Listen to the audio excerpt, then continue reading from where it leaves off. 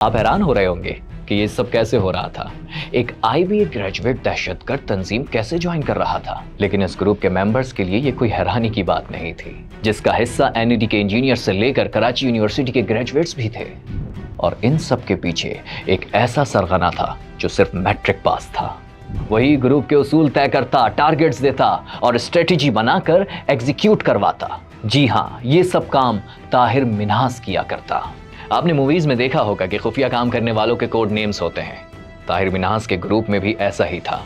وہاں سب کا نام پوشیدہ رکھا جاتا ہے اور ان کے ایڈریس بھی۔ ایسا کرنے کی وجہ یہ تھی کہ اگر کوئی بھی ممبر پکڑا جائے تو وہ کسی دوسرے کا نام نہ لے سکے۔ یہ سب طاہر منہاس کی ہدایت پر کیا جا رہا تھا۔ یہاں 7 کا کوڈ نیم تھا جان اور ٹنٹن۔ اسی سال سپٹمبر میں حارث پنجاب یونیورسٹی کے ہاسٹل سے القاعدہ سے تعلق ہونے پر پکڑا گیا۔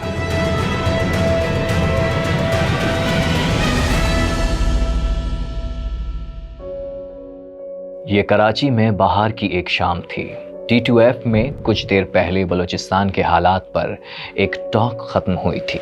ایک تو حالات، اوپر سے بلوچستان، ہر کوئی کنکھیوں سے ایک دوسرے کو دیکھ رہا تھا کہ کہیں کچھ ہو نہ جائے۔ ان کا خدشہ ٹھیک تھا، لیکن جو ہونے والا تھا اس کی پلاننگ کئی ماہ سے کی جا رہی تھی۔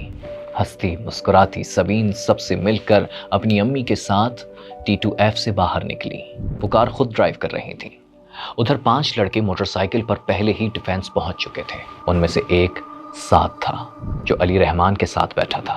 اچانک اسے موبائل پر سبین کی کار نکلنے کا میسج ریسیو ہوا۔ کار T2F سے صرف 500 میٹر دور سگنل پر آ کر ٹھہر گئی اور جیسے وقت بھی وہیں تھم گیا۔ ابھی سگنل گرین نہیں ہوا تھا کہ ماحول پر لہو کی سرخی چھا گئی۔ سعد نے اپنی 9mm اسٹوگر سے سبین پر 5 فائر کیے۔ سب سے تکلیف دہ بات یہ تھی کہ ان کی بوڑھی والدہ اپنی آنکھوں سے یہ سب ہوتا دیکھ رہی تھی۔ وہ بھی اس حملے میں زخمی ہوئی۔ سبین اسپتال کے راستے میں دم توڑ گئی۔ وہ جو بات کرنا چاہتی تھی اسے خاموش کرا دیا گیا۔ ایک ہی حادثہ تو ہے اور وہ یہ کہ آج تک بات نہیں کہی گئی، بات نہیں سنی گئی۔ سبین کا قتل کراچی کو پہنچنے والا بڑا دھچکا تھا۔ وہ جو کبھی فاصلہ نہ رکھیں، پیار ہونے دیں جیسے نعرے لگاتے تھے، اب وہ انصاف کے مطالبے کر رہے تھے۔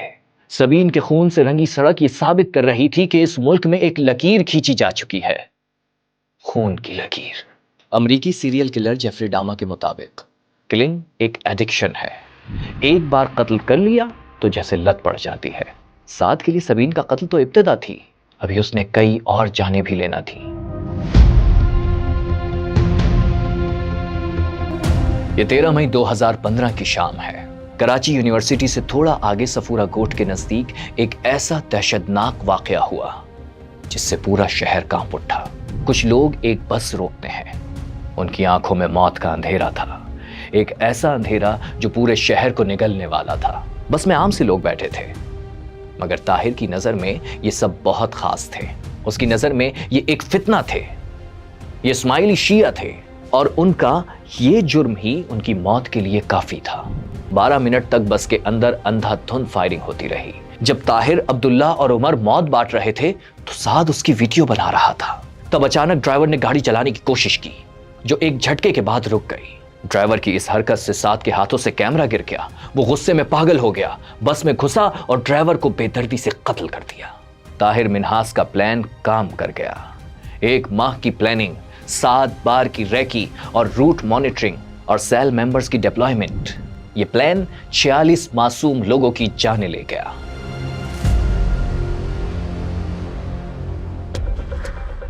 ثانیہ صفورہ سے کوئی 4 سال پہلے کراچی سے ہزاروں کلومیٹر دور ناروے میں بھی ایک ایسا ہی واقعہ پیش آیا تھا۔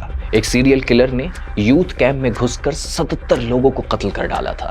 آخر لوگ اتنے خوفناک کرائمز کیسے کر لیتے ہیں؟ یہ ہمت کیسے آتی ہے؟ یہ ہمت وائلنٹ ویڈیو گیم سے آتی ہے۔ صفورہ کلنگ سے پہلے بھی گروپ ممبرز کو ایک ویڈیو دکھائی گئی تھی۔ ویڈیو میں یمن میں حوثی باغی عورتوں اور بچوں کا بے دردی سے قتل کرتے دکھائی دے رہے تھے۔ سعد کے نزدیک اسی بنیاد پر بے گناہ اسماعیلی عورتوں اور بچوں کو مارنا جائز تھا۔ یہ بات اتنی زیادہ قابل قبول تو نہیں ہے کہ آپ یمن میں جو کچھ ہو رہا تھا، خاص طور پہ جس طرح سے حوثی باغی جو ہے وہ لوگوں کو مار رہے تھے، اس کو دیکھ کے کوئی پاکستانی نوجوان جو ہے وہ یہ سوچ لے کہ اسے بھی یہی کچھ کرنا ہے۔ اس میں بہت حد تک کنیکشن جو ہے وہی تھا جو اس نے جو ہے اپنی انٹرنشپ کے دوران جن صاحب سے وہ ملا تھا اور جن صاحب نے اس کا ایک پورا مائنڈ بنایا تھا، وہ بیسیکلی بہت زیادہ امپورٹنٹ تھا۔ اور آپ یہ دیکھیے کہ جب سعد ہی کیا، سعد کے ساتھ جو دیگر 2 لڑکے ہیں جن کی خاص طور پہ میں بات کرنا چاہوں گا، ایک اظفر عشرت اور دوسرا حافظ ناصر، یہ دونوں بھی پڑھے لکھے نوجوان ہیں۔ تو یہ پڑھے لکھے لڑکے تھے جنہوں نے یہ سب کچھ شروع کیا، اور ایسا پہلی بار بھی نہیں ہوا۔ میں سعد سے پہلے کی بھی اگر بات کروں تو حرکت المجاہدین العالمی کی اگر میں بات کروں تو حرکت المجاہدین العالمی کا جو امیر اور نائب امیر تھے وہ دونوں بھی پڑھے لکھے لڑکے تھے، جنہوں نے پرویز مشرف پر حملوں کی پلاننگز کی، جنہوں نے اور دیگر کارروائیاں کی شہر میں۔ اس سے پہلے اگر میں شیرٹن بلاسٹ کی بات کروں تو مجھے وہاں پر بھی نظر آتا ہے کہ وہ دونوں لڑکے پڑھے لکھے لڑکے تھے۔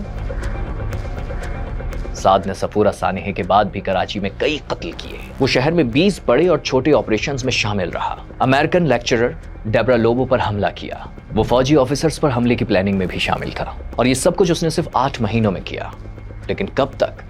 آخر کار جنوری 2016 میں پولیس کے ہاتھوں پکڑا گیا۔ کاؤنٹر ٹیررزم ڈپارٹمنٹ کے انچارج راجہ عمر خطاب نے بتایا کہ پولیس 13 ماہ کی انویسٹیگیشن کے بعد اس گروپ تک پہنچی جو 2009 سے ٹیررسٹ ایکٹیویٹیز میں ملوث تھا۔ جنوری 2016 میں سعد اور گروپ کے دیگر افراد کا ٹرائل ملٹری کورٹس میں شروع ہوا۔ ان سب پر 18 مقدمات تھے۔ سزا کا اعلان ہوا۔ ہر زندگی جو اس کے ہاتھوں ختم ہوئی تھی اس کے بدلے موت کی سزا سنائی گئی۔ ڈیبرا لوبو پر حملے کے لیے 20 سال قید، سبین محمود اور صفورہ گوٹ قتل عام پر پھانسی، ایک ہائی پروفائل پولیس آفیسر کے قتل پر سزائے موت۔ کوئی ایک قتل ہوتا تو سزا بھی ایک ہوتی، اور صرف سعد عزیز کو ہی نہیں، طاہر منہاس، اسد الرحمان، محمد اظہر عشرت اور حافظ ناصر احمد کو بھی۔ سعد ایک عبرتناک مثال بن گیا۔ اس نے اپنے عمل سے دنیا کو بتایا کہ کس طرح پروپیگنڈا، ریڈیکلائزیشن اور سوشل آئسولیشن انسان کو ماس کلنگز تک لے جاتی ہے۔ وہ ایک پرومسنگ اسٹوڈنٹ تھا، مگر انتہا پسندوں سے متاثر ہوا، اور ان کی آئیڈیالوجی اس کے اندر غصہ اور نفرت بڑھاتی چلی گئی۔ اس سوسائٹی کو ہی اپنا دشمن سمجھ بیٹھا۔ اینالسٹ اور اسکالرس کو لگتا ہے کہ ایکسٹریمزم کو کاؤنٹر کرنے کے لیے سب سے بہترین طریقہ یہ ہے کہ بجائے اس کے کہ ہم لوگوں کو کسی آئیڈیالوجی میں ماڈریٹ کرنے کی کوشش کریں، ہم ان میں سوسائٹی اور ان کی کمیونٹی، فیملی کے لیے ایک لو، افیکشن اور ایک سینس آف رسپانسبلٹی پیدا کریں۔ وہ کہتے ہیں نا کہ پڑھا لکھا شخص زیادہ خطرناک ہوتا ہے کیونکہ وہ آئیڈیالوجیز اور سسٹمز کو جانتا ہے، جبکہ لیس ایجوکیٹڈ لوگ تو کسی ایک کو ہی اپنا دشمن بنا کر خوش ہو جاتے ہیں۔ Osama bin Laden was a bachelor in business and economics. Ayman al Zawahiri ایک فزیشین تھے۔ سعد بھی ایک بزنس گریجویٹ تھا۔ ان سب میں ایک چیز کامن تھی، اپنی آئیڈیالوجی کو سب سے بہتر سمجھنا، اور جو اس آئیڈیالوجی کے خلاف ہو اس کی جان لینے سے بھی دریغ نہ کرنا۔